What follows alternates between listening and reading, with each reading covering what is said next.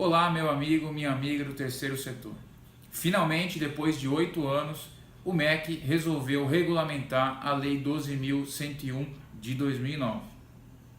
Regulamentou através da Portaria Normativa número 15, publicada no Diário Oficial da União, do dia 14 de agosto.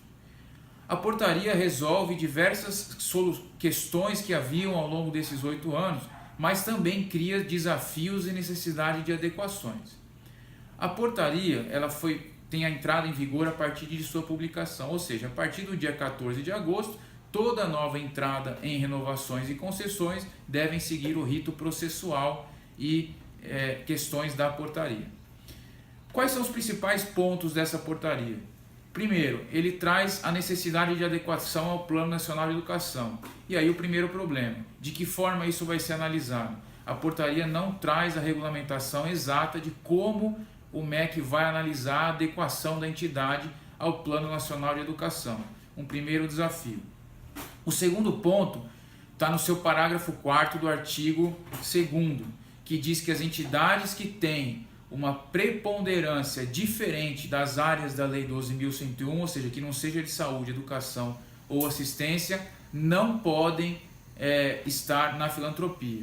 Ao nosso ver, isso ultrapassa a lei, tá? Isso traz alguns impedimentos que não são legais, não estão na lei, e as entidades podem ter problemas, entidades que têm grande volume de atividade sustentável, gastos religiosos. Então isso tem que ser muito bem analisado e ponderado nas entidades. Um terceiro ponto importante e reforça é a questão de serem utilizados os alunos que estão no censo. Então a portaria traz diversos momentos que diz que os bolsistas que estão no censo do INEP, né, o EMEC ou o Educacenso, são os que vão ser utilizados. Necessidade da entidade realizar os cruzamentos de secretaria, tesouraria e contabilidade para saber a quantidade de alunos. Também diz do 1 para 5 nas entidades 100% gratuitas. Então reforça que as entidades que são 100% gratuitas, independente de serem gratuitas ou não, tem que ter dentro do seu escopo de alunos 1 a cada 5 no perfil da Lei 12.101. Tá? Outro ponto importante, e esse era muito esperado, é a conceituação do que são os benefícios complementares, a forma de ponderação e cálculo. Então, se eu gastei tantos R$1.000 concedendo material, uniforme, como que aquilo vai ser convertido em bolsa? Então, isso traz muito claro na portaria. Divide benefícios em tipo 1, 2 e 3, e aí requer uma análise da entidade, e cada tipo de benefício vai querer um termo de parceria assinado com cada aluno. Eu diria que da portaria, um dos itens que requer maior atenção é esse do benefícios. Outra coisa que traz que as entidades tinham muita dificuldade era a forma de cálculo da renda per capita. Então no seu artigo 12, a portaria traz qual é a forma de cálculo, quais são os documentos que têm que ser utilizados, quais os rendimentos que entram ou não entram.